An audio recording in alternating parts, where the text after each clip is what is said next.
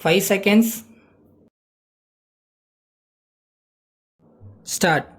தலைவர் அவர்களே, கல்வி மசோதா மீது பேச வாய்ப்பளித்ததற்காக நன்றியை தெரிவித்துக் கொள்கிறேன். எனக்கு முன் அங்கத்தினர்கள் பலர் மிகவும் விரிவாக பேசினார்கள்.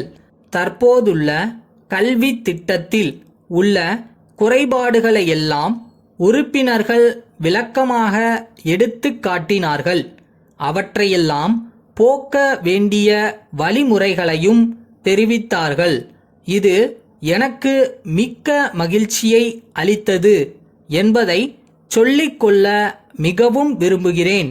இன்றைய தினம் நமது நாட்டில் இருக்கின்ற கல்வி திட்டமானது ஆங்கிலேய ஆட்சியினரால் சிப்பந்தி வர்க்கத்தை உருவாக்க வேண்டும் என்பதற்காக ஏற்படுத்தப்பட்ட திட்டமாகும். அந்த கல்வி முறையே இன்றளவும் தொடர்ந்து நீடித்து வருகிறது. இந்த முறை என்றைக்குத்தான் மாறுமோ என்று அறிந்து கொள்ள விரும்புகிறேன்.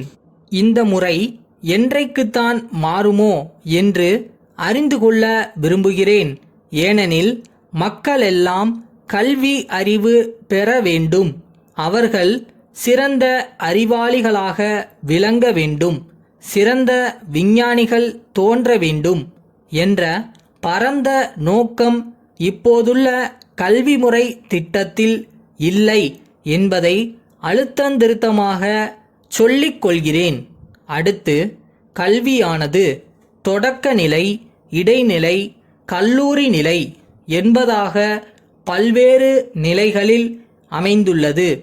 நம்முடைய நாடு நீண்ட காலமாக அந்நியருக்கு அடிமைப்பட்டிருந்த காரணத்தால் ஆண்களுக்கும் பெண்களுக்குமென தனித்தனியே கல்வி நிலையங்கள் அமையவில்லை. இன்னும் பல இடங்களில் சேர்ந்தே படிக்கும் நிலைமைதான் உள்ளது. நாடு சுதந்திரம் பெற்ற பிறகுதான் அங்கொன்றும் இங்கொன்றுமாக தனித்தனி கல்வி நிலையங்கள் ஆரம்பிக்கப்பட்டு மகளிர் தனியாக படிக்கும் வசதி ஏற்பட்டது. மேலும் நமது நாட்டில் மக்களின் வாழ்க்கை முறையானது மற்ற நாடுகளிலிருந்து வேறுபட்டதாகும். குறிப்பாக பெண்களின் வாழ்க்கை அலாதியானது. வீட்டு வேலைகளை கவனிப்பதிலும் குழந்தைகளை வளர்ப்பதிலும் தான் நம் நாட்டு பெண்கள் மற்ற நாட்டினரை விட அதிகம் ஈடுபடுகிறார்கள். ஆகவே அவர்களுக்காக நம் நாட்டில் தனிப்பட்ட ஒரு புது மாதிரியான கல்வி திட்டம் அமைய வேண்டும் என்பதை தெரிவித்துக் கொள்கின்றேன். சிப்பந்திகளை உருவாக்கும் கல்வி திட்டத்திற்கும் பெண்களின் வாழ்க்கை முறைக்கும் எவ்வித சம்பந்தமுமில்லை என்பதை இந்த நேரத்தில் மன்ற உறுப்பினர்களுக்கு எடுத்துக்காட்ட விரும்புகிறேன்.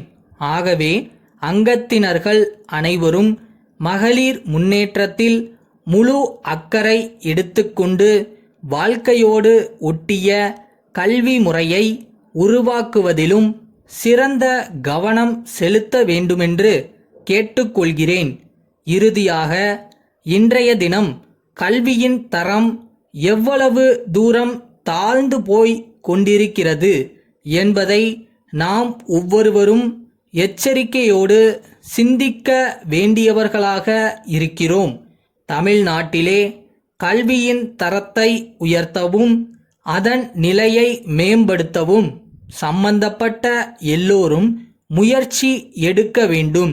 மத்திய ஆட்சியில் உள்ள கல்வி துறையினரும் மாநிலங்களில் உள்ள கல்வி துறையினரும் கல்வி நிபுணர்களும் ஒன்று கூடி ஆழ்ந்து ஆலோசனை செய்து வருங்காலத்தில் கல்வி முறை எவ்வாறு அமைய வேண்டும் என்பதை உருவாக்க வேண்டும் என்று பணிவன்புடன் வேண்டிக் கொள்கிறேன். சென்னை மயிலாப்பூர் ராமகிருஷ்ண மடம் சாலையிலுள்ள பூங்கொடி பதிப்பக உரிமையாளருக்கு மதுரை நகரிலுள்ள காந்தி அமைதி நிலைய மேலாளர் எழுதும் கடிதம். அன்புடையீர், வணக்கம். மதுரையில் உள்ள காந்தி அமைதி நிலைய நூலகத்திற்கு தினந்தோறும் ஏறக்குறைய 100க்கும் மேற்பட்ட நபர்கள் வந்து நூல்களை படித்து மகிழ்கின்றனர். எங்கள் நூலகத்தில் பலதரப்பட்ட நூல்கள் வைக்கப்பட்டு அவை மக்களின் உபயோகத்தில் இருந்து வருகின்றன. அண்மை காலமாக வாசகர்களில் ஒரு சாரர் இந்திய தேசத்தின் தலைவர்களை பற்றிய நூல்களையும் அவர்களுடைய உரைகள் அடங்கிய நூல்களையும் சுதந்திர இந்தியாவின் வரலாற்றையும் பற்றிய நூல்களையும் விரும்பி கேட்கின்றனர்.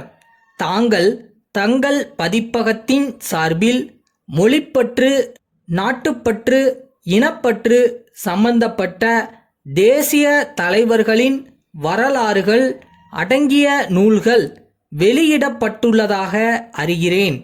தங்கள் பதிப்பகத்தால் வெளியிடப்படும் புத்தகங்களுக்கான விலையில் கழிவுத் தொகையை நீக்கி எங்களுக்கு அடுத்த கடிதத்தில் தெரிவித்தால் அதற்கான காசோலையை தங்களுக்கு அனுப்பி வைக்கிறேன்.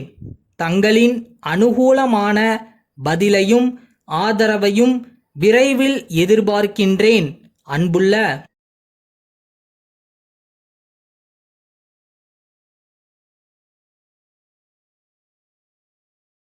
எந்த இடத்துக்குள்ள புதுசா போகும்போதும் நமக்கான கஷ்டங்கள் கண்டிப்பா இருக்கும். அதுல அசிங்கப்படவோ அவமானப்படவோ எதுவும் இல்லை. எல்லாமே கத்துக்கிறது தானே.